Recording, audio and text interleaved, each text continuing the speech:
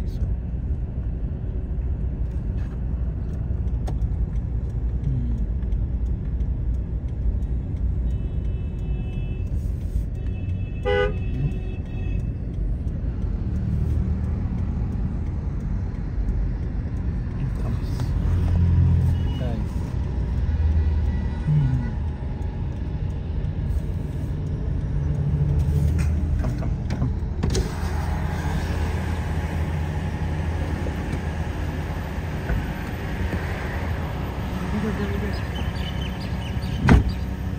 এটা হচ্ছে পূর্বাচলে শেখ হাসিনা ক্রিকেট স্টেডিয়ামের জন্য নির্ধারিত যে জায়গাটি,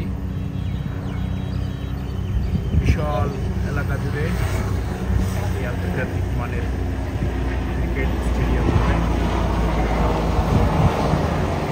করার জন্য নির্মাণ কাজ করার জন্য প্রকৌশলী থেকে শ্রমিক, কলা কৌশলীদের থাকার জন্য যে জায়গাটি দরকার হয় আপনারা জানেন। যে কোনো একটি কাঠামো নির্মাণ করতে গেলে সেখানে আগে যারা নির্মাণ কাজের সাথে জড়িত থাকবেন তাদের জন্য থাকার ঘর করতে হয়, এটাকে শেড বলে। যে সেই শেড মতো তৈরি হয়ে গেছে। এখানে দেখা যাচ্ছে মাঝখানে মনে একটি মসজিদ আছে, দেখা যায় আগের থেকেই রয়েছে।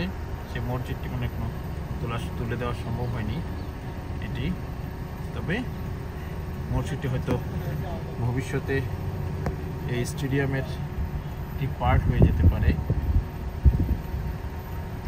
Cricket Sheikh Hasina cricket stadium যেটি পূর্বাচলে প্রস্তাবিত, সেটি জায়গা এখানে নির্ধারিত সেই বিস্তীর্ণ এলাকা। এটি আসলে এই পথ দিয়ে যারা যাওয়া আসা করে সবারই নজরে পড়ে এই জায়গাটি। একসময় নীলা মার্কেট নামে যে এই জায়গাটি পরিচিত ছিল, সেই নীলা মার্কেটের পাশেই শেখ হাসিনা ক্রিকেট স্টেডিয়ামের জন্য এই যে এই জায়গাটি রাখা হয়েছে। তো এই পথ দিয়ে যখন যাবে মানুষ, পূর্বাচলের এই নান্দনিক সড়কটি দিয়ে যখন যাতায়াত করবে, তখন এটি সবারই চোখে পড়বে। স্টেডিয়ামটির সুন্দর লোকেশন এবং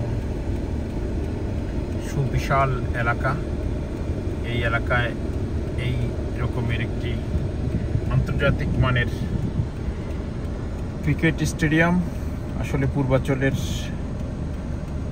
গুরুত্বকে আরও বাড়িয়ে দিয়েছে। এই স্টেডিয়ামটির কাজ শেষ হলে এখানকার প্রাণ চাঞ্চল্য, কর্মচাঞ্চল্য আরও বৃদ্ধি পাবে। স্টেডিয়ামকে ঘিরে নানা ধরনের কার্যক্রম পরিচালিত হবে। দেশি বিদেশি খেলোয়াড়রা আসবেন। এটি একেবারে এয়ারপোর্ট থেকে খুব কাছে, এয়ারপোর্ট থেকে কয়েক মিনিট 10 হয়তো লাগবে এই স্টেডিয়ামে পৌঁছাতে।